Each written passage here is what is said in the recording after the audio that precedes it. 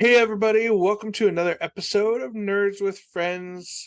Oh my god, we're back. My name is Cody Leach. As always, I'm joined by Christian Garcia. What's up, What's going Christian? on? It's been forever. Bits. So, apologies to everyone who depends on us for their weekly influx of serotonin. Um, we're human beings and sometimes life gets in the way. Yeah, the podcast took a backseat for a little bit, but we're back. We're gonna try to maintain a little bit more of a regular schedule. I know we've said that before. It's tough sometimes though. Being an adult, it can be rough. I'll take the blame for it, man. I With all got these, I got married and shit, so yeah, Christian got married. That's sorry, fun. ladies and or men, shit's Mostly off the men. market. Mostly men. Yeah, Mostly men, that's yeah. okay. I'll take what I can get, you I'll know what I'm take what I saying? can get. Yeah, big news. That's kind of fun. Finally off the market. And yeah, I mean you could tell by like all the gray hairs that are more apparent on webcam that sometimes we're busy, we're getting older. Ain't easy anymor. But Not we're me. back. I'm just leveling up. That's what's going on. Yeah, exactly. But we're back. We're excited to be here and we got a lot to talk about. So we'll go do a little bit of a longer episode today. Lots of stuff to talk about, Christian. I think today we're going to dive deep into the Marvels, the newest entry into the cinematic universe, but I feel like we should talk a little bit about Loki too. Oh, yeah, for sure. And I mean, there's also a trailer for the Madam Web movie just got released as well. So I feel like we got a lot to talk about. And not all of it's good. In fact, Yeah, no. most of it's bad. But we'll get to that in a minute. It's been so long, I feel like we got to do a nerdy confessions. So let's do nerdy confessions where we confess the things that make us nerds. Christian, start us off, Mr. There's Myriad so Man. much. There's so much. I Man, so many know. games. Spider-Man 2 was amazing. On Can't talk about PlayStation. it too much because I gotta let Cody borrow it. I think I'm at 98%, which I'm fine with. I don't have to 100% it. Particularly it's just finding boxes that don't mean anything. I got everything that's important. And you Uh mean specifically the old what's it called? PlayStation game, yeah. yes, it was amazing. I don't think anyone expected it Yeah. to be not amazing. Yeah. I Um think Insomniac's got a pretty solid track record. I feel like we kind of expect them to do a good game. It's a yeah. shocker if they don't. Yeah, I think the only one that was kind of just meh was the Miles Morales one, just only because it felt like a DLC. It didn't feel like a full game, but Right. That but one I get was it. like I feel like it would have been a DLC if maybe Sony didn't push them to have like a PS5 launch title. Yeah, for sure. That was Uh, that awkward time when games were coming out, where it's like the PS4 like hit some bangers right at the end of its lifetime with Spider-Man and Ghost of Tsushima. yeah, You know, but yeah, Miles Morales was good though. It looked good, played good, felt good, but it it was played short. well. Real Yeah, short. it was definitely way too short. So I guess the real nerdy confession is I just downloaded and started playing a RoboCop game on the PS5. Yeah. Um, Did you buy that for $1? no, I wish, right? They should have done it. They should have done it. You pay a Black dollar a Friday month. sale. What they should have done I'd is buy that for $1. buy that for a dollar, right? You pay $1 and you get like half a level. And like, oh, if you want the rest of the game, then you gotta pay the full Yeah. price. Then they would have got that gimmick out of the way. Or for the digital deluxe version or something like that, make it $1 more. Yeah, Yeah, I'd buy that for $1 I edition. missed it. Totally missed that mark. They need to hire us for more shit, man. Or I they need to know. hire us, period. We're giving out all these ideas for free. Yeah, just throwing it out there, fucking internet gold. So it's fun. It feels like maybe it was a PS4 game that got shelved and then they just like someone bought it and they're like, let's just release it. It definitely has like some bugs and the graphics are not finished. In particular, like just finished Spider-Man 2, and it's just so amazing, like how it looks. Yeah. Well, it's a Uh, it's a smaller studio too, right? it is definitely a smaller studio, but um it really makes me want a RoboCop game now, and particularly with what the systems we have now. It's still fun. I would recommend it. Just keep in mind, if you just pretend it's a bad 80s movie and you're playing a bad 80s movie video game, you'll probably be fine. Yeah. But it's cool. It seems like it's even the levels seem very small. I feel like I'm talking very bad about it, even though I'm enjoying it. But it's probably my love for bad 80s movies. But it's and it looks like they spent most of the time rendering actual Murphy or RoboCop, and then everyone else just take a back seat, which Sure. is fine, whatever. I Um, mean, they could play it off if they just made his like grainy RoboVision, make everyone look like shit. yeah. And it's like, oh, that's just how people look. And then they'll have a cutscene where everyone's super sharp and crisp, and it goes back into his like RoboVision. Freeze creep. But yeah, it's fun. I recommend it. They did a great job on his voice. It sounds like the original actor, I but think Peter Weller did do the voice for it. nice, nice, nice. And I Yeah. think one of the villains, if it's not Mark Hamill doing the Joker, it's a guy who's pretty good at doing Mark Hamill's Joker. So, Oh, nice. but yeah, it's fun. They even brought Nuke, the drugs from the Fuck yeah. game. Future cocaine. Yeah, he's like I'm fucking coked out. I really hope they bring, and I'm blanking on the claymation villain from the first one, the big, like the weird Ed uh Ed 309 or whatever. yeah, like I really hope there's a boss with him, just because it really creeped me out. And it'd be dope to kill him in game, so it feels like I overcame a fear of mine as a Yeah. child. Yeah, Peter Weller did the voice. I don't see Mr. Mark Hamill, but it doesn't really like go into details of everyone here. There's a Mark Holden, but that's not the same. The sound effects are dope. His walk, Duke, Duke, Duke. His gun reloading, and the green screen of like when you see the enemies and the box zeroing in on them. Yeah, definitely check it out. It's been fun. Very cool. All right. Well, my nerdy confession, I don't know where to begin either. There's been so much. Um, for one, I bought my first pair of Crocs, which is pretty cool. I don't know, Instagram with the algorithm and whatnot just fucking got me.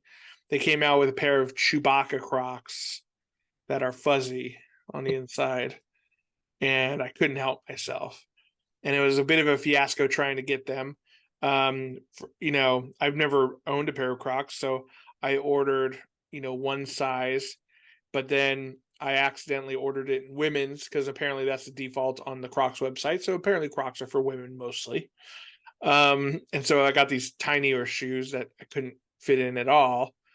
And then I finally did get the right size, and I will say they're pretty comfy, especially if we're walking around the house and whatnot, or doing some lazy chore, going to the garbage or something like that.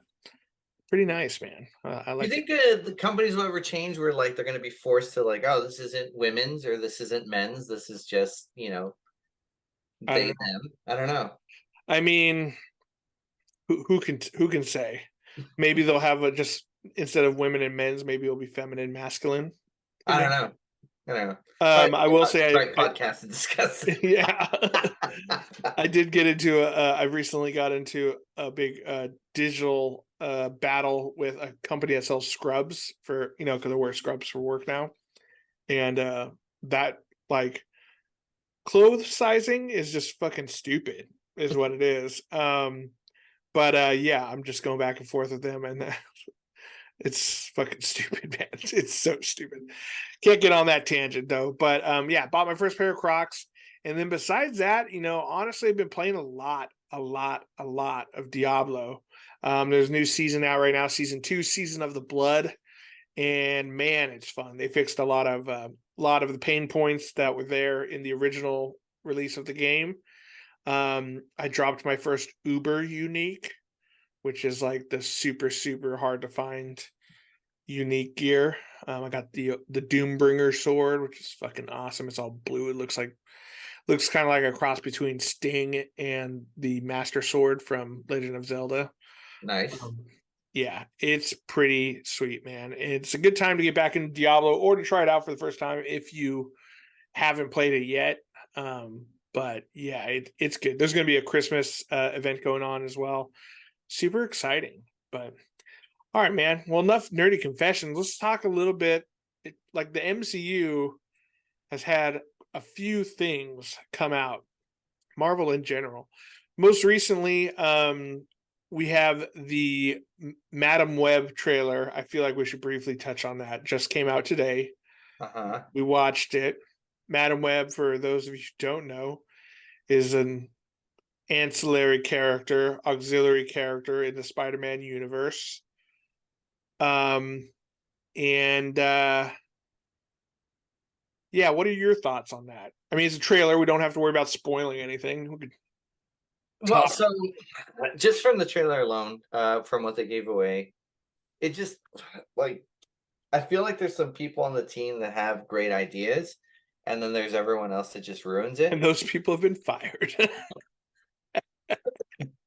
Like, so it seems like they're doing the spider totem events in the comics, which is very complicated. Now, I'm not super familiar with the spider totems. What's give me the brief rundown on that. So the brief rundown is that there's these deities that have spider that they have earth representation on whichever planes of existence, you know, with whether it be 616 or someone somewhere else, but they allow the ability of someone to have spider powers, and that's Okay. kind of like they're doing. Is And you know, Spider-Man, Peter Parker one of these? yeah, Spider-Man, Peter Parker, and then there's a bunch of other ones that in the comics, I mean, we're not spoiling anything. I'm not spoiling anything. They die. So Ezekiel, who we showed in the preview, Ezekiel Sims? yeah, he comes into Spider-Man's our Spider-Man or 616 Spider-Man's universe to basically try to help him out. And there's some complications where it's like, is he really helping? Is he a villain? But it looks like in the preview they made him a villain, which is not Maybe. really maybe. So there is these other demigods or deities that go around eating spider totems, and that's how they stay alive. And it's complicated. Like in comics, most things are complicated. It's not very simple. You have spans Yeah. of different issues explaining things. And to That's hard me, to do. Madam Web was always just kind of like she was like a quest giver to Yes, Spider-Man. You know, she like sits in her chair and she's like, "Oh, Mr. Parker," and then he's like, "What? Where am I? This is magic. I'm not used to this." And she's like, "Well, you should look into this." And then and maybe and sends him into multiverse and stuff like that. and she's a mutant, and it's like, hey, and she has precog. So I mean, Spider-Man has a little bit, right, where he Right. knows he's going to get attacked, but hers is a little bit more advanced, so she can see events that are happening. It's like, hey, she knows he's Peter Parker when a lot of people didn't. Say, hey, this is going to happen. Be careful. Watch out for this. This is the extent I've seen into the future. She's kind of Be wary like of this. Watu, but for Spider-Man exclusively. Right. The And Watcher. it looks here like they made her a hero. So it looks like they just made her a spider totem. Yeah. Um, And then there's a bunch. She's got I think 3 or 4 other Spider women slash totems with her. which is cool. Like that's great because there are different spider totems. Yeah. But I just like the Spider-Man Sony live action films have now had, to me, since the second Spider-Man with oh my god, I'm Garfield. like Andrew yeah, Garfield. yeah, no, not even Andrew Garfield, fucking previous Sam Raimi, Tobey Maguire. Tobey Maguire. Since that one, I feel like there hasn't really been. I feel like the third Tobey Maguire one just started to go slightly down, and then they just kind of went to shite after that. Mhm. So there's not a whole lot of track So history. you're not super excited about Craven the Hunter? Absolutely not. Absolutely, I don't like judging movies, and on Twitter I get upset when people judge movies before they come out. But I feel historically now speaking, we know Sony hasn't done a good job. Yeah. Like I I think feel like I think a like big problem with both of these movies that I can see without having seen them, without knowing it much about them, is that when to make a movie about a character who's a villain for another character, right? They need to have, the reason why the villains are interesting, like Craven, the reason why he's interesting is because he's a different version of, well, not necessarily a different version of Spider-Man, but because of his differences compared to Spider-Man, I feel like that's what makes him different. And in fact, with Spider-Man, like a big thing with him is his parents are dead, or maybe they're agents of shields if you follow that one comic for a while. But most of his bad guys are seem to be like surrogate father figures. You have Norman Osborn, you have Dr. Octopus, you have Adrian Toomes, and even Kraven the Hunter. He's older than Spider-Man, generally speaking, right? And it's all these like corrupting type father figures, and like to have a movie without Spider-Man in it means that these characters are no longer like interesting. And I think Madam Web she's not a villain, but her whole deal is enhancing Spider-Man. So it seems like a weird choice. And then yeah, I mean 100%. And it's just like like I wish Sony would just take what's working, either let the Spider-Verse team do it or let Insomniac write it. Because Or Insomniac changed a bunch of things, but yeah, they made changes that made sense, right. and like it fit in the universe. But like Sony's like, oh, well, we don't have the rights to this, but we want to do it anyway. Fuck it. Like, I'm not even gonna try to make the story make sense Yeah. to fit the Or universe. like, hey, the thing that they do have is that could make it all work is there's two Spider-Men, right? Have Sony make a Miles Morales movie if you want, and then have these characters show up. And sure, they're Peter Parker centric characters to begin with, but they could very easily be Miles Morales tailored towards him. Then you can do your own thing, Sony. Do whatever you want, but at least we won't have these weird offshoot movies that have nothing, like they're just going to be kind of hinting at Spider-Man, but he's not going to be there. It's just one of those business things where it's like they have to make a movie, I forgot, every X amount of time that relates to Spider-Man, or they lose the rights to it. Right. It And they reverts don't back to want to Marvel. lose the rights to it. They're Sure. like, we want to keep it so that Disney keeps borrowing it so, and so pay us money. Marvel keeps paying us to use our characters. Yeah, Use so their it's own like character. fuck, man, like either do something like having limitations doesn't necessarily mean like you can it's an okay to make a bad movie. Having limitations forces you to be creative, and you can make some creative choices that'll work. They're just not fucking doing it. Yeah. It seems to me like they're throwing these less than stellar movie ideas out there, and they're spending a ton of money on them just to keep the influx money that comes from Marvel for their movies, kind of thing. I don't know. Let me read off some of these characters. The Spider Universe better than I do. So, playing Madam Web is Dakota Johnson. Yep. Famous from 50 Shades of Grey. So if you want to crank one out to Madam Web, you know what movie to watch. Um, then there's Sydney Sweeney from Euphoria fame is playing Julia Carpenter. I feel like that's a Spider Woman of some sort. I think Right. so. And then there's Mary Parker, played by Emma Roberts. I feel like if her last name's Parker, she's probably related to Peter. For sure.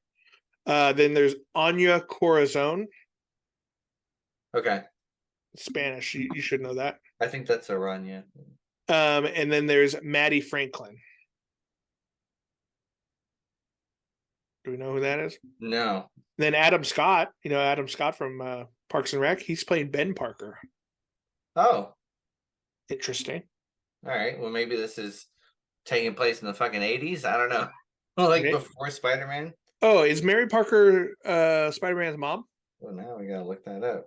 Because no one gives a shit about his parents. Everyone cares about Uncle Ben. Yeah, like, they're dead. Uncle Ben's the real one that we're worried about. And then, Ezekiel Sims is in here. There's also credited a paramedic, a beautiful woman, a trucker, a teen boy. Yeah. Mary and Richard. Mary and Richard. So Adam Scott is Uncle Ben. Yeah, I guess. I don't know. Like a young, hot Uncle Ben. Yeah, maybe there's some spider, Also, Mike Epps is in this movie. So Mike Epps? Mike Epps, yeah. Nice. I'm just down. I'm down for anything that guy's in. All right. Well, Madam Web, not super excited about it, but I mean, we'll watch it. It's going to be bad, I think. I'll be pleasantly surprised if it's okay. Let's just put Yeah, it. no. I think it'll even be rough. Like with Venom, we were like, I mean, it was fine if it wasn't a Spider-Man movie. Well, and because Venom has become his own character enough, like I don't now I'm not as well versed in the Spider Universe, but I don't think Madam Web has become enough of her own character. No, they've definitely given her a history where she's a mutant, and then she has some ties to witches, but like there hasn't been a whole lot of history of her. So Yeah. Yeah. it's just, I think it's just again like, hey, we need more characters. Like, what's someone that's could work in the Spider-Man universe, and they just do it. Right. All right. Well, we'll look forward to that. I don't know when the movie's actually coming out. 2024 sometime, I guess. We'll see what happens. Now let's talk about the shining glimmer of hope in the MCU before we go and shit on the Marvels, because I think that's going to happen. But Loki season 2 just ended. Um, oh, actually, I'm just looking at IMDb here. Madam Web is expected in February 2024. So Cool. cool. Seems like they put a lot of time into it. But Loki season 2 just ended, and I think we should go into full spoilers because I think the ending is like one of the most important parts about it. Would you agree? Yeah, no, it was awesome. It was amazing. So And if you haven't seen Loki season 2 or season 1 for that matter, we are going to talk spoilers right now. But I think this is hands down now the best Marvel TV venture. Would you agree? ah, yes, so we talked about this earlier. Like, it's definitely some of the I feel the more like, talk about if you're gonna go off of the characters and off of what the comics are doing, but still do something amazing. It's dope. It works. Like Yeah. it's they took a character that was always known as a villain, sometimes did good, but it was Sometimes always an for, anti-hero type deal. yeah, but like totally you see this character growth over what, like 14 years now? I don't know, like over, Yeah, 14 so years. we've seen this growth, and like in it, and it works. Like it wasn't just it happened, we see it happening over time. Right. um Now what we talked about before was like WandaVision had me wanting to see the next episode just to see what was going to happen. Sure. But in terms of writing, and yeah, I would agree this is probably one of the more bitter. Yeah. I think character development, plays a huge part in this. And then just like the acting and on-screen chemistry. Like, Owen Wilson, I think does not get enough credit No, for this absolutely not. for this show. And the subtle things he does are so amazing. Like when, so a big part of this season was Loki's time slipping back and forth, doing a kind of a Groundhog's Day type deal. And you know, he's learning more and more about how to try to save the future, essentially, or save the present, I should say. And at one point, Morbius, Owen Wilson's character, is like, "What are you doing?" And you can tell that like he's smart enough where he picks up on what that Loki's doing something time skipping wise. And it's amazing like how subtle he can be while also being incredibly funny and whatnot. Even in the background, like exactly what you're saying, where like Loki is like saying, okay, you're gonna do this and you're gonna do this now, and we need to try this. And you see him in the background kind of like he notices like Yeah, something's off. Like, he's always watching. and it also kind of makes sense. Like he's been, in the, was it a time variant TVM, or what is it? TVA. TVA. He's been in there for a while, so who knows how long he's been alive, like he's could have been alive long enough where he can pick up on subtle stuff. Or um and there was another scene where like he we already said spoilers, where he thinks Loki's gonna die, and you just see the pain in his face, like he's concerned for him. And it's like Yeah. he's not saying any words, like he doesn't have to say words, you can just see it in like how he's reacting to what's going on. Or how about the story he tells of when he couldn't prune a little kid? Yeah. Like, I mean, that's such, it's a scene that happens in the middle of Loki doing this time loop Groundhog's Day thing, and it's just a small scene with the two of them in the same room from season one when they're first meeting essentially, and it's just like, oh my god! In like a quick like 2 minute scene, you find out so much about his character, and it's played so well that I mean it was incredible. Um, and I mean, I think we should talk about the ending because I think it sets up a lot of things for the MCU, right? So in the end, again, full spoilers. Loki becomes essentially the new He Who Remains, essentially gathering up all the various timelines and managing them himself, essentially. And instead of this continuous line going through the time temporal loom or whatever, it's actually kind of branching out into a big tree reminiscent of Yggdrasil, the tree of life from Norse mythology. So he now is truly, instead of just being like a buff alien who from Norse mythology, he's like really a god at this point. How'd you like the ending for him? Yeah, no, I mean, like he with like the time slipping, like I mean, what else would a deity do, right? I mean, Mhm. they have that access. Like he could access forward, backward, present. Like he can go back and forth. Now, I had read that someone had said, I don't know if this is true, but I thought it was interesting that he is actually the time stone because it's green. He's Mhm. accessing time. He's going back and forth. So like what Doctor Strange has is actually that version of God Loki in there that's allowing him to go back and forth. I Interesting. thought it was interesting. I don't know whether that's true or not, I but like that. I like it's that kind of theory. cool fan fiction if they're gonna play that into it or not.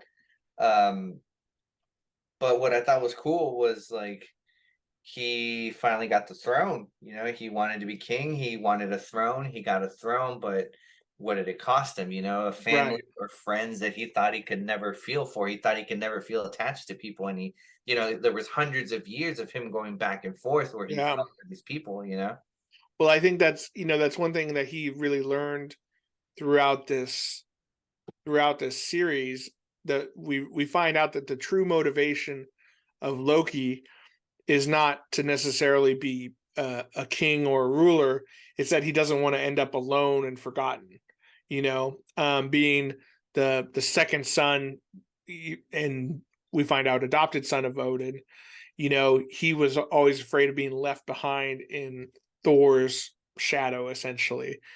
And he comes throughout this series, he comes to realize that he can have friends, he can have family, he doesn't have to be this guy who ends up alone. And at the end of this show, he sacrifices all of that to basically live in his version of hell, being by himself, but he does it to save everyone else so everyone else can go on. So the first real truly selfless act of Loki was pretty cool to see on screen. And that's not the ending of that show is not your standard Marvel happy ending,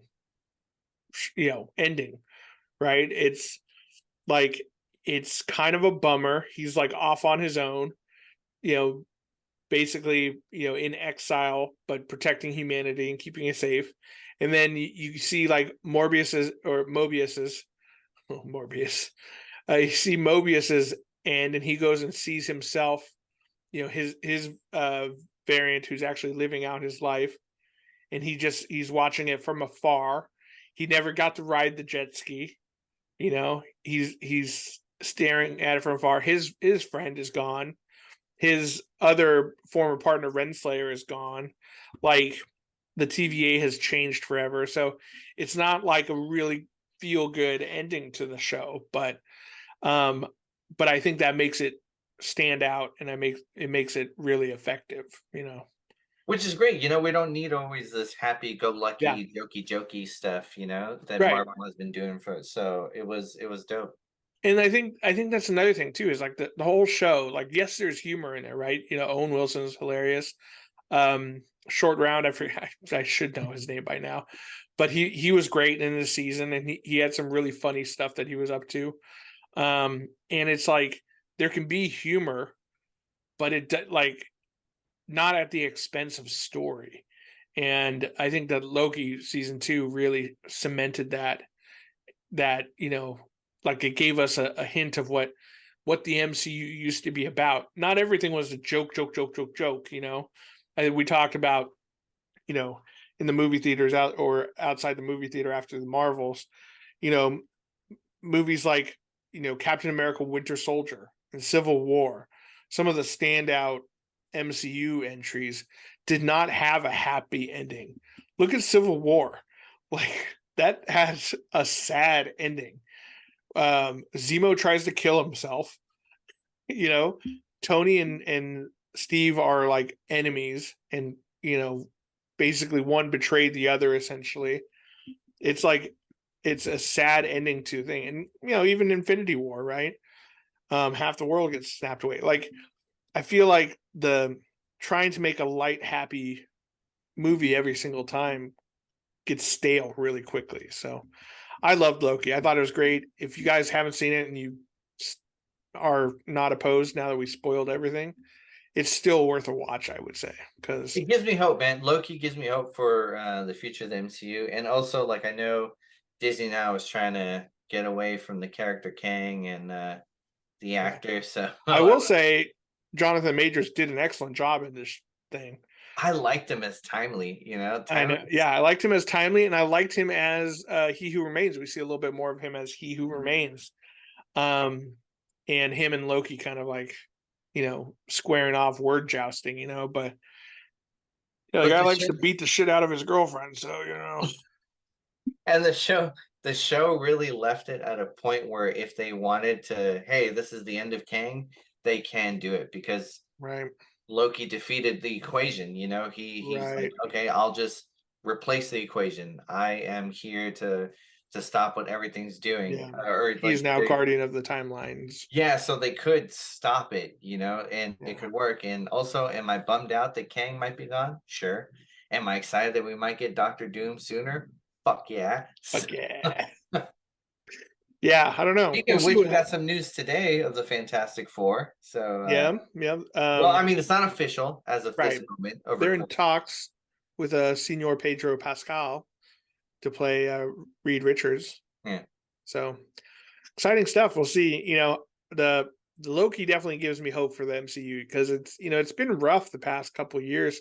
And I mean, obviously we've had things like COVID and the writer's strike and the actor's strike. Blade is nowhere to be found. It's on its 4th or 5th script already.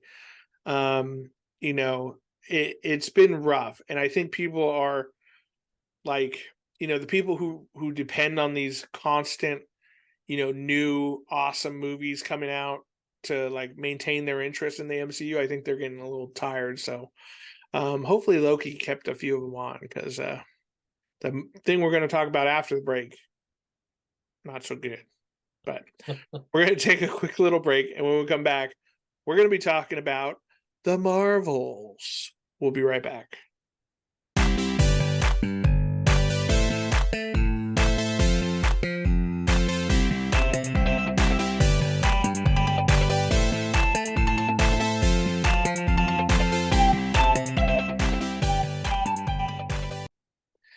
And we're back. All right. So the Marvels is out in theaters now, starring one Brie Larson and what's her name? Iman Vellani of Miss Marvel fame. Teyana Paris, who plays Monica Rambeau. And then Samuel Jackson also is back, as well as Nick Fury. So like, I guess let's do a spoiler-free review of the movie. Christian, what'd you think of the Marvels? I'm upset for 2 reasons. I'm upset for 2 reasons. One that I feel like this makes the MCU people feel like I was right. We were right. They fucking got it, didn't they? Like, what did I say? We called it. One, Dude, our old friend Nerdrotic had a video about it. 1.4 million views. I haven't seen it yet, but I mean, I'm down to watch It's it. your standard What's stuff. one more out of a 1.4 million? Just blatant misogyny. What are you gonna do? Like, And number two, I feel like a lot of people might think we're in the same camp right. disliking this movie, and I hate that Marvel and Disney makes me look that way. Like, so I'm upset twofold because of those things. Yeah, I think you're right. I think you hit the nail on the head where it's like, look, I go into these movies wanting to like them. In my in my wiser age that I am now, I found that it's easier to like things than it is to hate things all the time. But man, they make it really hard. And uh, you know, you have this movie which stars these very ethnically diverse women, directed by a woman, written by a team of women, and it's like when two guys like us go and criticize it, it makes us look bad, right? But I think, and we'll talk about it once we get into spoilers. We'll justify it, but this, it was not a good movie. It had the potential for a good movie. Maybe not a great movie, but it had the potential for like a decent fun movie. But I think for reasons we'll talk about in a minute, it just, it did not do a good job. I would say this would be one to wait until it comes out on Disney Plus, then have at it. I think I think what I would say for most people is, and we'll talk about it in a little bit, is to just look up the after credit scene online, because that was fun. That was a big thumbs up. But the rest of it you can kind of wait on. So that's our spoiler free review of the Marvels. So if you really wanted to see it without being spoiled, I would pause now and go check it out. Otherwise, we're going to be talking spoilers for the Marvels. Oh my god, what a piece of shit. Okay. So so I think the main thing, I think the trailer gives away like basically what is happening, right? The three Marvel-esque heroes, Carol Danvers, Captain Marvel, Monica Rambeau, who I keep forgetting her name. It's either like Proton or Photon or Quasar. It's like Pulsar, I don't know. Pulsar, maybe. I guess I should look that up. And then Miss Marvel, who I will say, like, to give credit where credit is due. Miss Marvel, the actress who plays her, is fantastic. I loved Miss Marvel. I thought she was great in that. She brings a really fun energy to this movie and that show. And and it could be that she is just like, maybe that's her true personality just bleeding into it, kind of a fangirl who's taking part in this thing that she loves already. Who knows? Whatever it is, I love it. It's great. Um oh, this is why I can't remember her name. She's gone by Pulsar, Photon, Daystar, Spectrum, Lady of Light, Sun Goddess, Monica Marvel, and Captain Marvel. There you go. So Pulsar and Photon. I was got both of them. But yeah, so Miss Marvel is great. I think that she was fine in this movie. Brie Larson, I don't know, man. She just seems like she doesn't want to be there. Do you get that? Do you get that vibe a little bit? I don't. I mean, I don't. I think the issue is beyond the actors. I 100%. I don't I think I think the writing was hands down what made this movie bad. I agree with you, Miss Marvel. it makes sense that she would be excited, or it makes sense that she would be like kind of goofy or not taking anything serious. She's a kid. Makes sense. She's a teenager. Um, but what, and I don't blame the actors, but like with Pulsar or Photon, like in her role in WandaVision, it was very serious and very like everything was very serious, and like everything seemed to like there was real danger and she was reacting to it in a serious way. And here we didn't get any of that. And again, that's not That's the not the actors. actress's fault. Yeah. It's not, it's whatever script they give it. And the same thing with like we talked about outside the theater, like I just didn't believe this Nick Fury. Like Especially after Secret Invasion. it's especially after Secret Invasion, which reminded me so much. I know a lot of people weren't a fan of the show. I definitely had issues with it. I didn't have issues with Samuel Jackson because he was taking everything very like espionage and Hmm. serious, which is what I love about the character, which is what I loved him a lot in Winter Soldier. But like it went from seriousness, world issues to like, hey, like Yeah, there's that cat who took my eye, and like, oh, look at you. Like it's yeah, just like there was no danger, there was no weight, there was no yeah. And the fact seriousness that at all. like towards the end of the movie, like there was an alien threat stealing our son. You know, he never had he never had any sort of um I don't know, like he never had any sort of like urgency to him. You know, he was still dealing with the cats and, just like not just like talking to, Captain Marvel over the radio the whole time. It Nick Fury is someone who's resourceful, and even when he's out of his depth, he's always doing something, you Well, know? it's always like I have a plan for if X happens, and then I have a plan for if Y happens, and I have a Yep. plan if Z happens, and I have plans for that after, because he has to, because he has no powers and he Right. has to defend the earth, and he's just a human, so all he can do is make plans, Yeah, Uh, and remember, this is the guy who knew when Thor's hammer crashed down onto Earth that the Earth would need protectors, and so his plan was to create a team of super powered individuals known as the Avengers. Like that's how far into the future he is planning and scheming, kind of thing. And it just, that Nick Fury was not present in this movie.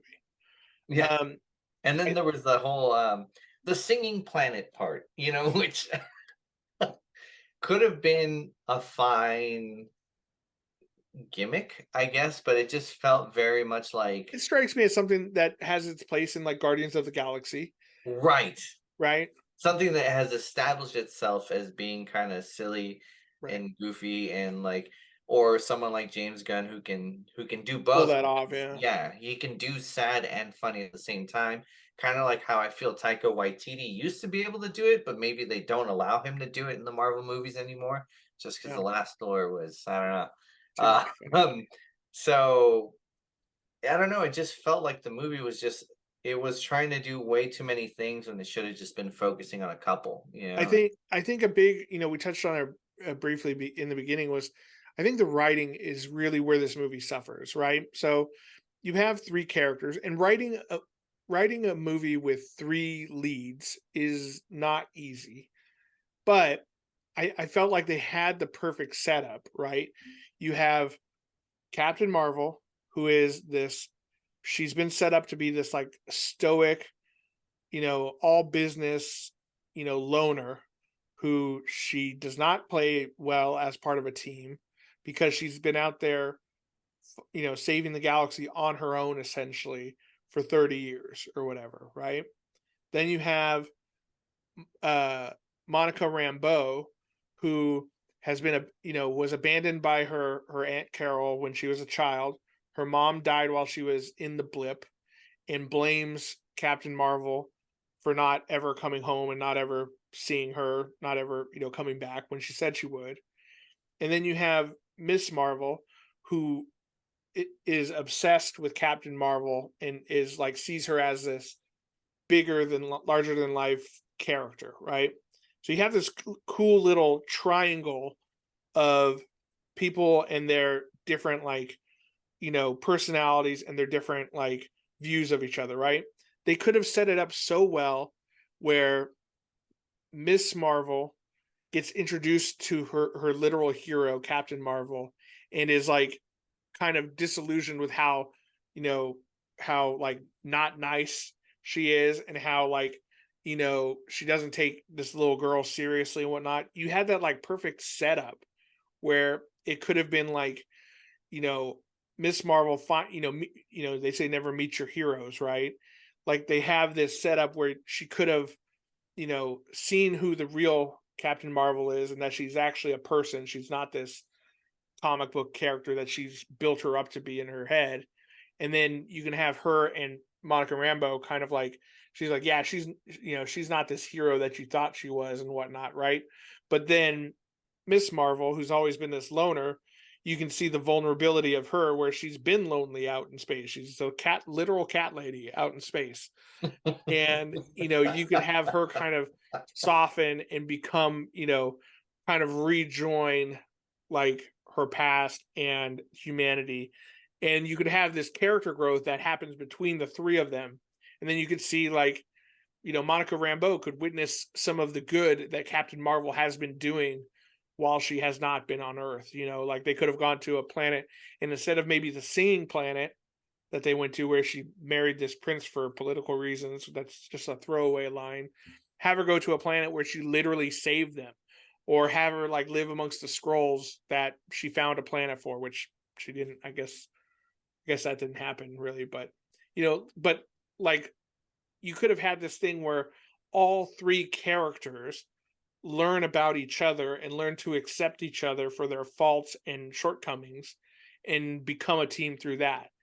Instead, you just have everyone kind of meet, and then there's a little moment of tension. They put on the scroll like mind melders, and then 5 minutes later, they're all cool with each other in a perfect team. It just seems like they missed a huge, huge opportunity there. Or not even that, like have the strife between Captain Marvel and Rambo, and then like here comes this little kid, Miss Marvel, who for whatever reason Captain Marvel like sees her as like a surrogate to like when Rambo was young, and Right. Rambo is jealous that they have this relationship, Mhm. and they have to all make it men together, and they could have this like dialogue like, why are you mad at me for what's going on? It's like, because that's the relationship I wanted with you that Yeah. you missed out, I missed out on, and but you have it with this kid who's a stranger, Yeah. something like, and it's just could have been like, oh, here's this moment where they have to, Yeah. Because make amends. Rambo looked to Aunt Carol as a hero too, right? And was found wanting when she left and never came back. So that's another good avenue they could have taken that they didn't. And instead they're like here's another cat joke, and then here's a singing planet. And by the way, we never found out what happened to the singing planet. Are all those people dead? Like It are they didn't just matter. are they just dead now? It didn't matter. None of that mattered. Neither did it matter that all those squirrels lost their little mini home. Yeah. And like, we have to save everyone. And Captain Marvel's like, we just save who we can. And it's like, oh, okay, well, fuck these people. Are Wait, we and out you of see them spaceships? dying. We only had 3 spaceships this whole time. Yeah, I think, and that was another opportunity where they could have made a bigger point of showing Kamala Khan seeing Captain Marvel being like, we'll only save who we can, and being like, holy shit, that's not like that never happens in the comic books. And they never really played off of that. She was sad for a minute, and then she was over it. Um, and then let's talk about the villain a little bit. Um, God, what was her name? Darben, played by Zawe Ashton, which I think she's engaged to Tom Hiddleston of Loki. What did you think of her as a villain? Like, we talked about after the movie, I was just like, I don't understand how she came to power. Like, I understand why she was mad, I guess. They inserted her in a Right. scene in the first Captain Marvel, but like, did Well, she have the Power well, Stone? well, Like, where did that hammer come from? Like, let's not ignore that. Like, we did not see that in the first Captain Marvel movie. All of that, none of that happened in Captain Marvel. Like that would have been a cool movie to see, but we didn't see her go back to the Kree home world and blow up the central intelligence or whatever, the high intelligence. Yeah, we didn't see that, but yeah, she just, you know, she had Ronin's, hammer thing that he had, and it looked like multiple ones of the other accuser type folk who Yeah, all had the cool headdress and yeah, stuff. but I was like, is the one of the power stones? Is it one of the Infinity Stones in there? Like, Yeah. No, apparently the hammer's just real good by itself, and they're just giving those to everybody like she's able to take on Captain Marvel, who almost alone took out Thanos, who was with beat all the the Hulk. Infinity Stones. Yeah, and like plus two other people who are pretty strong. Yeah. Um, Yeah, like that seemed well, I think a big problem that this movie had too was not following its own rules or the rules set before it, right?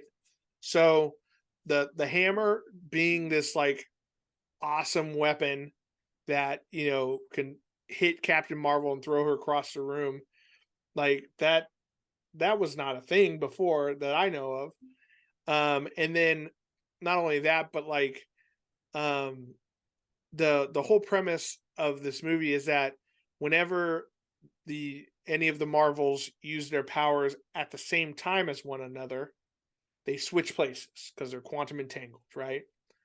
And but then it goes on where they multiple times they're all using their powers and they're not switching. They're only switching when it's convenient for the plot. So that was just really frustrating. Where it's like, okay, Captain Marvel's flying away, and then Kamala Khan's over here making her little hard light discs and whatnot, and that's happening at the same time. So is like flying not one of Captain Marvel's powers? Is it only the hand beams that counts? Like yeah, it it was weird, and I thought for a second it was because I saw her use some of the blast. I'm like, okay, it's not the blast. And there was a couple times like, oh, when Captain Marvel is flying, oh, okay, when she flies, that's when they switch. But there was a part where she was leaving a planet flying. I was like, oh, so it's not the flying, it's not the blast. Well, what is it then? It yeah, didn't make a whole lot of sense. And the right. other thing that didn't make too much sense was I mean I felt like the show of Miss Marvel was Kamala's power was activated or given because we find out later that she has mutant DNA, genes, yeah, that the power either came or was activated or was catalyzed activated from. by the bangle, but at one point she loses the bangle, but she still makes the stretchy hand. I'm like, wait a second, like, So what's the bangle for? yeah, like I don't understand. Like, Why did she bring it along if this whole time she could use her powers without it? Wouldn't it be safer to hide it somewhere? Um, yeah, very strange. And and then it's kind of interesting. The other bangle uh can absorb Captain Marvel's powers and open up, you know, rifts in the time space continuum or whatever, jump points like have seen in Guardians of the Galaxy and whatnot. So it seems like Kamala Khan really got the shitty bangle of the of the two. And I kept waiting for like, she's opening these hexagonal like holes in space to like do essentially do a space balls and suck out the atmosphere. but it never happened. Well, it does happen. They suck out the atmosphere just like in Spaceballs with the vacuum cleaner. Remember Yeah, that? yeah, no. And I so, think I just blanked out of that part of the movie. I don't know. yeah, so she's like stealing the ocean from the singing planet, the air from the scroll planet, and the sun from us.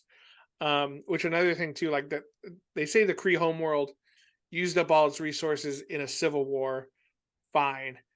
How did they use up the sun? You know? Anyway, so she's opening up all these like these jump points that stay open, right? And that's kind of like the big thing that we have to stop in this movie. I kept waiting for like Kamala Khan to have to use her bangle that creates the hard light or whatever to plug the holes or something, right? Like, wouldn't that kind of make sense that Sure. one bangle counteracts the other one a little bit? But that didn't happen either. They had to they had to both shoot their power into photon pulsar, whatever, for some reason, and then she goes on the other side of the jump point to close it up. It was never explained why she had to go to the other side, why shooting her with all this stuff would make that work. Like, Because it it was works for the very mid lazy credit writing. scene. What's that? Because it works for the mid credit scene. Yeah, they should have just called her code name should have just been MacGuffin, because she was exactly what they needed. I just, it was very lazy writing, I think. And you can always, the telltale sign of lazy writing is when stuff happens for no reason, and when the story itself doesn't follow its own rules. And I feel like that was just like nonstop in this. I will say several of the switch place fight choreography thing looked great. Like, I don't think it was necessarily a directing problem. I think first and foremost the writing problem was the biggest crux Yeah. of this movie. Luckily, Nia DaCosta both directed and wrote it, so we can throw the blame there. And it worked out just fine. Let's talk about the mid credit scene, because there was no real after credit scene. It was just some cats. Because also, like, I get it, the cat is a very sellable merchandise piece, right? But god damn, they took that one joke from the first movie and just made it into half of this movie. Well, I mean, that alien race is in the Marvel comics, That's so true. Yeah. And that's fine. But to base the entire, like, third act on that alien cat, I, I mean, also if that cat didn't have babies, they would have been fucked. right? Why did the cat have babies? It was never. There was never. You know, I think a well written movie would have laid hints along the way. And we never got a hint that this cat was, like, And going to eat. lay eggs, that it was pregnant, that they have a bunch of, they only have babies every 100 years or whatever. I wonder how old you are, something like that. Like a little throwaway line in there. Instead, it's just like, oh, what's this weird thing in here? I don't know. We should ignore that and deal with whatever we're doing now. And then it turns out to be the exact thing we needed to escape the space station. It was frustrating watching that. Like, how But did they breathe inside the cats? Like, is there air in there? Why didn't they uh, get digested? I think I looked it up. I think the flurg or whatever, I think it's Flurkin. flurkin. Their bellies do, basically their mouths are like tiny gateways into a pocket dimension or something. That's Nice. what it's. So they're all bags of holding. Cats of Yeah, holding. cats of holding, if you will. Yeah. But again, that would have been cool if that was, alluded to in the movie, but it was not. Let's talk about the mid-credit scene. Okay, I'm tired of shitting on. I mean, I'm sure a bunch of people worked really hard on this movie. It feels bad to shit on it, but man, they really let us down on this one. But the mid-credit scene didn't. So Monica Rambeau wakes up. We think she's lost on the other side of this, in another universe or galaxy or whatever. But she wakes up in a hospital bed, and she first sees her mom there, right? I actually don't remember her mom's name. Something Rambo, obviously. Yeah. Um, um, but yeah, so she sees her mom there, and she has this, like, teary moment. She's like, "Oh my god, mom, you're back," or whatever. Her mom's wearing a very interesting suit, that looks very superhero-y, and she has, like, a little scar on her head and stuff.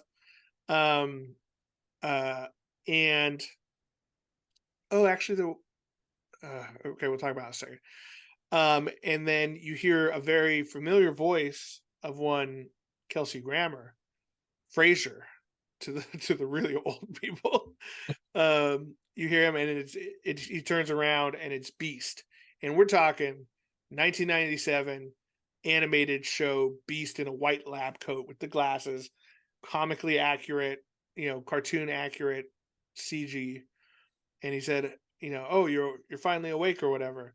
Charles wants an update, and he leaves through these X-shaped doors and whatnot. And her Rambo's mom is I heard this on one of some YouTube video explaining it. She's wearing the uniform of Binary, which is another name for Captain Marvel, another alias that she used while she was on the X-Men. I think So it's the strongest version of Captain Marvel, yeah, I believe. Yeah, I yeah, yeah. believe so. Yeah, yeah, yeah. And so yeah, Hank McCoy back. And so she's in this other universe, which seems to suggest that this universe, because now we've seen this universe with some X-Men in it. We saw the 616, or no, 838 universe in Multiverse of Madness with Professor X in there in the big yellow float space chair. Though he gets killed obviously by Wanda Maximoff. So we're starting to see that there are X-Men in these other universes, and they're really setting it up to combine that. And maybe Deadpool 3 is where they do I it. think it's going to be Deadpool 3. I know we were talking about it outside the theater. Yeah, I really think it's going to be Deadpool 3 that sets up the mutants. Because if there's anyone that's going to fuck up the universe or yeah. mesh things together, it would be Deadpool. I think I thought about it after you suggested it after the movies, and I think I'm definitely on that side now, because I think it's it's an easy way of doing it without having to have a very meticulously set up and hinted at thing, like Marvel has done for other big things they've introduced. With Deadpool, it can be like in your face, instant. He's doing some wacky shit and it fucks everything up. So I think you could be right. Yeah, You or know, like and it's whatever and he could just it also seems like they are going to lean on the animated cartoon version of the X-Men to be the X-Men that we see, because we see the yellow suit with Hugh Jackman in Deadpool scenes, or photographies from the set. We saw the yellow chair, Professor Xavier in Multiverse of Madness. Now we've seen this beast. I think there is an X-Men 97 animated show coming out. Maybe that's going to be, instead of just a little nostalgia fest, treat for us, maybe it's actually going to be like a prequel to the X-Men, kind of explaining who they are and them coming into our universe, kind of thing, or I our mean, I'm MCU. down. I'm Hopefully fucking that's the down case. too. Yeah, this was by far the best part of the movie, was this mid-credit scene. We didn't even mention the Young Avengers thing at the end. It felt added on. It Yeah. felt very added on, and if So at the end, Kamala Khan, we see Kate Bishop, Hawkeye, young Hawkeye, coming in to her apartment, feeding the pizza dog some pizza or whatever, and then sitting in the dark is Kamala Khan, and then she does the Nick Fury speech. You've just become part of a bigger world or whatever, the one he gives to Iron Man. And I'm okay with her delivering that speech. I think that's kind of a fun, juxtaposition, because like she's obviously a super fan, and she would maybe be the one to do that. But you're right, it felt so tacked on that, like, this had nothing to do with Hawkeye. This had nothing to do with gathering a team of young people. Even if at the end, like maybe Sam Jackson and or Brie Larson was like, you know maybe us, older folk have had our time. Maybe it's time for a younger generation to take the reins for a while. You did really well out there this time. At least like something like that to justify the fact that she would go find a team. or just have been like, hey, our like even another throwaway line. It's like our West Coast Avenger team isn't pulling it together. Yeah, Where like you don't even show them, but just mention that he has been trying to set up other teams. right. It just hasn't worked, or something. Yeah. New York's not the only one that's going to need saving. Have you ever thought, and that could be like, I know they kind of, now was Captain Marvel, or was Kamala Khan living in Monica Rambeau's old house at the end? They moved into it at the end. I Yeah, believe it was but what? Kamala Khan's family that moved into it. Hmm. Because I mean, how easy would it have been, like, you know, to set up a, and I think, you touched on something that I don't think anyone's really talked about. Like, Young Avengers makes sense in a comic book, right? But like a West Coast Avengers run by young people could be kind of a cool route to take for the Young Avenger team. You know what I mean? Kind of combine those two concepts. Yeah. Um, and like, maybe the cons have to get relocated because their house got destroyed. And so, hey, I have something set up, but it's on, it's over in California or whatever. And Or then, even given, because I think in the movies, I think they had Iron Man living in LA. Like, oh, just take the old beach place, whatever. yeah, yeah, Tony's old house or something Yeah, like that. Miss Potts has put this aside for you guys. yeah, You know, something. yeah, man. All this gold, we're fucking just throwing it away at the moment. Just fucking Yeah, like. top. What's so frustrating is this is coming from the top of our heads, sitting down here. We've both been at work all day long. It's 9 o'clock at night. It's like, and we're coming up with options that sound so much better to me. And it's, man, it is frustrating. But I mean, I will say this, you know, that there's along with this pile of garbage movie, which has nothing to do with the fact that they're all women, as it's just a bad, poorly written movie. No, I Uh, can't. I'm upset that it makes it seem like A, that the MCU people got one right, and B, that it makes it seem that we're on the yeah, same camp. It's not it. yeah. Hopefully, we've showed you through our discussion that it's it's not the fact that this was written, directed, and starred in by all diverse women. Like, did you watch that South Park episode? No. Oh my god, the Pandaverse. God damn, it was hilarious. But um, it's definitely not where this movie had a fault. It was just poor, lazy writing and like missed opportunities more than anything. But yeah, I think hopefully they'll find their footing now with, like, the X-Men is starting to seem pretty cool, the direction they're taking. Yeah. I think that's going to be like, that's a make it or break it moment for Marvel, and I think Kevin Feige knows that. So hopefully we'll get it good, and hopefully we'll get it sooner rather than later, because they're like, I did not expect that mid credit scene at all. No. And No, and the fact that, like, we've seen we've seen Professor X, we know Wolverine's coming, and now they showed Beast. I mean, they haven't announced anything, but it has to be probably announced. Maybe this Comic Con, coming up. Who knows? maybe we did just get our tickets for Comic Con and our hotel Yeah. rooms. So let us. What do you guys think? Have you seen Mrs. Marvel or the Marvels, whatever the movie's called? Let us know down in the comments, and let us know that you missed us. That more importantly, because we've missed doing this podcast. It really struck me when we were standing outside there, outside the movie theater, talking about this movie. I'm like, God damn, this is how the podcast started, and this is why I love doing this. Is that, like, sometimes we just need to get this shit off of our chest and talk about it a little bit. Just work it out. Just work it out.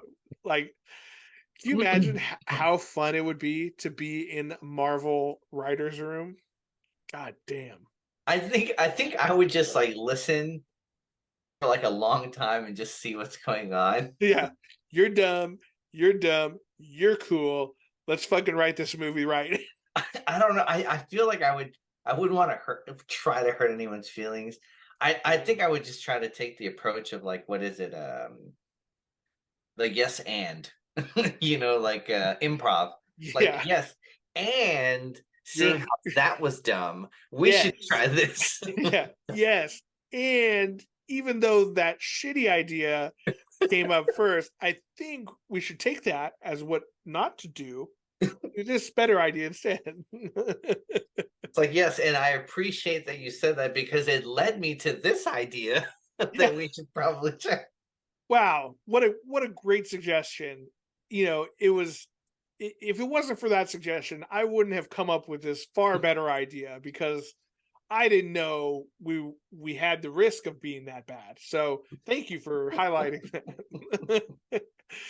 Oh my god. Well, thank you guys for listening, And like I said, we will try to be back on a more of a regular schedule, because we do miss doing this and we miss talking to all the people out there. So, Christian, it's exciting to be doing this again. I'm excited that we're Yeah. back. I'm not excited that we talked about this movie, but it was a healing process. We can It's feel cathartic. better.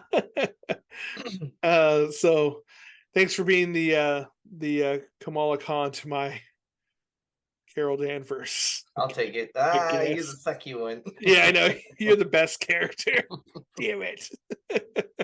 To all the nerds out there, remember, you're not alone. You're with friends. This is Nerds with Friends. Thank you. Good night.